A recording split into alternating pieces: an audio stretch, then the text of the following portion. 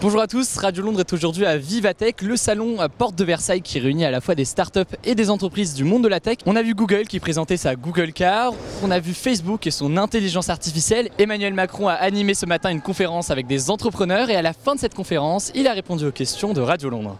Et on a du mal justement à décrocher des contrats. Et ça, c'est fondamental de porter ce message parce que pour moi, c'est une vraie politique pour casser cette idée reçue.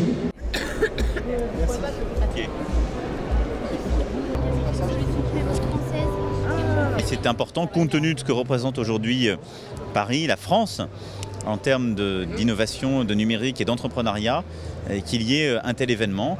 Et je veux vraiment remercier les organisateurs, je pense que c'était très important. Cet événement, c'est l'événement non seulement de Paris, mais de la France. Et l'objectif, ça doit être d'en faire l'événement de la tech européenne. Qu'est-ce qui pousse un jeune aujourd'hui à vouloir créer sa start-up selon vous?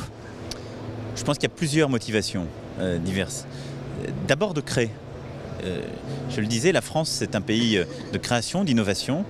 Et bien souvent, on n'avait pas réussi par le passé à convertir ces dispositions d'esprit en capacité à créer une entreprise. C'est en train de changer.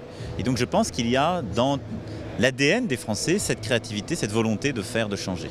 Ensuite, je pense que beaucoup de gens n'ont pas forcément envie, c'est vrai en particulier de la nouvelle génération, mais c'est vrai de tous les âges, de retrouver ce que le salariat propose, qui est en fait un équilibre, un contrat entre la sécurité mais la subordination. Beaucoup ont envie d'être libres, sont prêts à prendre plus de risques. Et cette capacité à prendre des risques, cette volonté de prendre des risques, elle est aussi emblématique de celles et ceux qui créent des startups. Puis il y a une volonté de changer les choses, c'est-à-dire de ne pas évoluer dans un univers qui est préétabli, mais de les changer, de les bousculer, de soi-même apporter sa pierre à l'édifice. Je crois que c'est au-delà de créer son propre emploi pour soi-même, une des vraies motivations d'un entrepreneur. Qu'est-ce qu'il y a de comparable entre ce que vous faites, vous, comme ministre de l'économie et en tant que fondateur d'En Marche, et ce que fait une start-up?